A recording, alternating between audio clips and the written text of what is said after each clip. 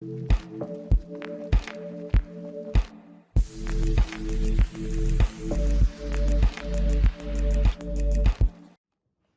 up YouTube, your boy the Flying Spanner here. Today we have another model review. This time it's the GeminiJets United 787-9 in 1:400 scale. So this model, I've wanted this for ages. I saw Aviation Retail Direct. They initially put a pre-order out for this.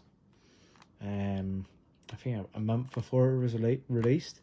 So I managed to put the pre-order in. I thought, oh, it's going to come with this month. But no, it came with the same month as the Not Without My Mask Cargo Lux in the version 787. So that's that. And why can you remove yourself? If you're going to sit there, stop being a pain, please. The kitten, she's still I'm not going to say.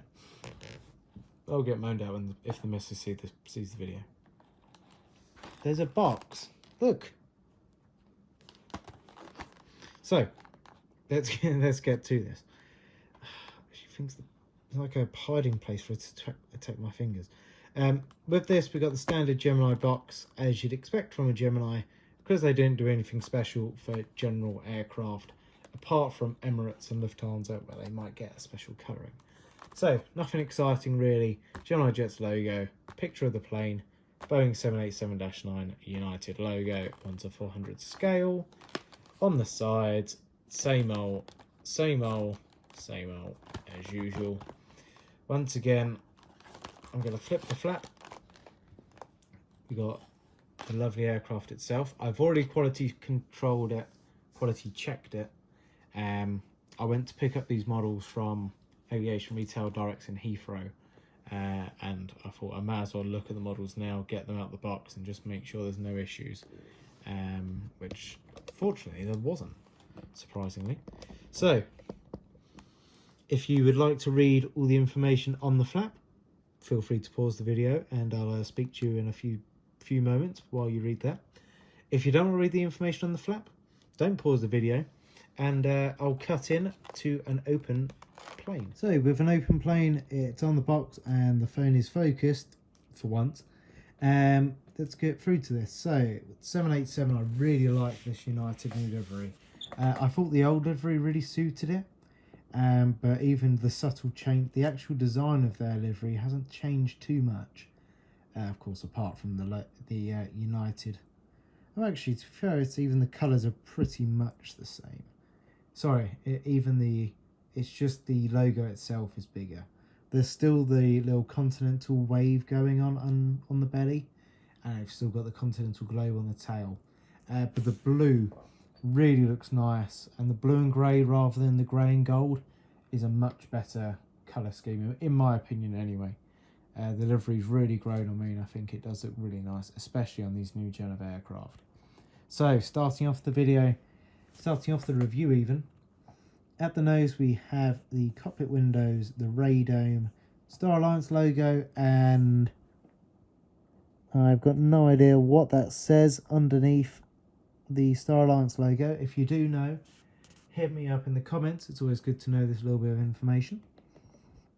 And then on the door itself, we got the handle, the window, and various placards and warnings.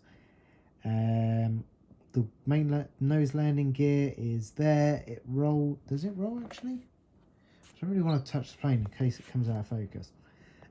It doesn't look like it rolls. I'll have to have a look when I flip the aircraft around. But progressing backwards, we've got the gorgeous United logo, well, the United titles in the blue. Onto the L2 door, which is the same as the L1 door. Nicely detailed, as you'd hope.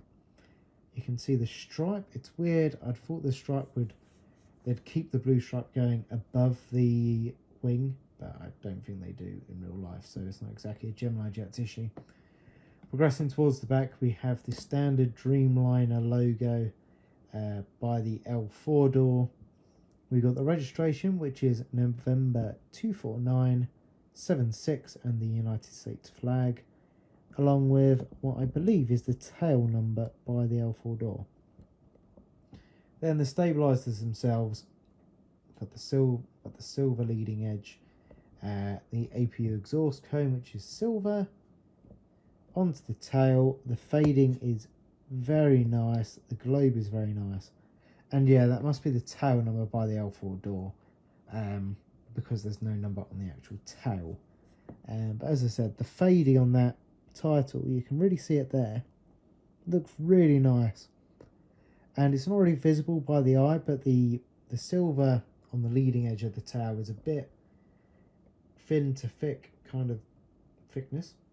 But you can't see it with the eye. It's only on the camera it looks like that. But as I said, the fading, the quality of the fading anyway, it looks amazing. I'm really happy with that. These set of releases from Gemini seem to be really top notch, and not really anything wrong with them. So, on to the most difficult part to focus, the engines. Oh, we managed to get it there. So the Gen X is looking nice on the United livery. We've got the blue, you can just see the warnings there. If I move this forward, you'll get a bit more of a perspective. So there's the blue, you can see the warnings in the exhaust cone. My camera or phone is not focusing anymore, so we'll move on to the raked wingtip.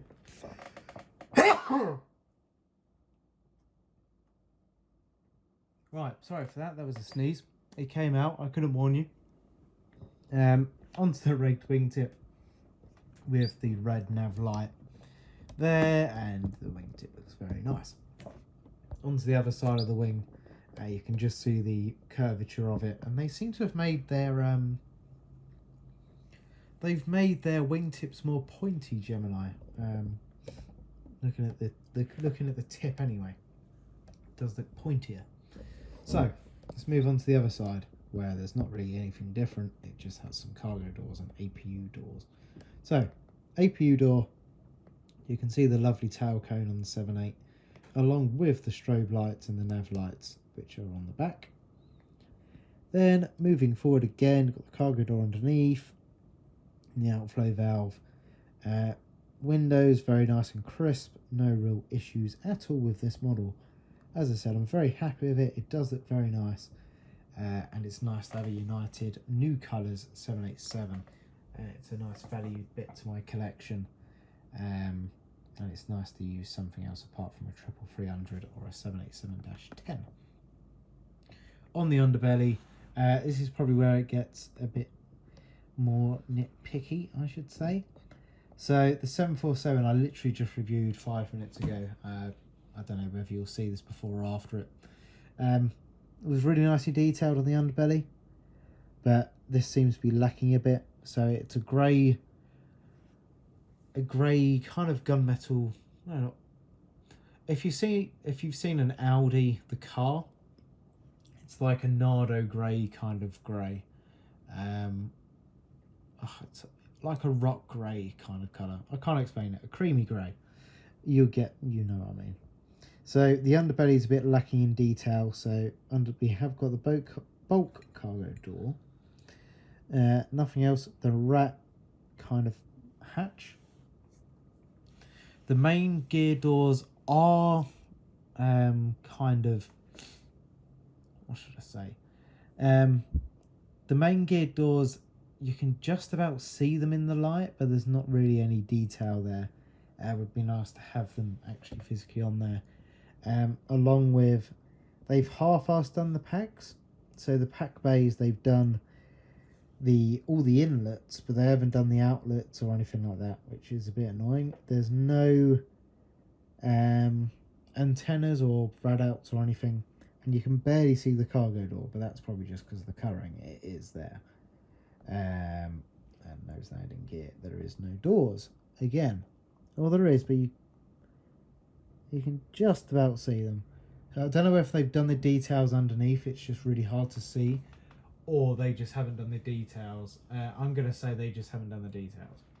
But yeah, that's pretty much it for this unboxing review. I hope you have enjoyed it, and if you can get your hands on one, either hit me up, hit the link down in the description, and you can get a little bit of money off our aircraft model store. Every little helps. But yes, thank you very much for watching the video. I hope you enjoyed it, and I'll see you in the next one. Adios and goodbye.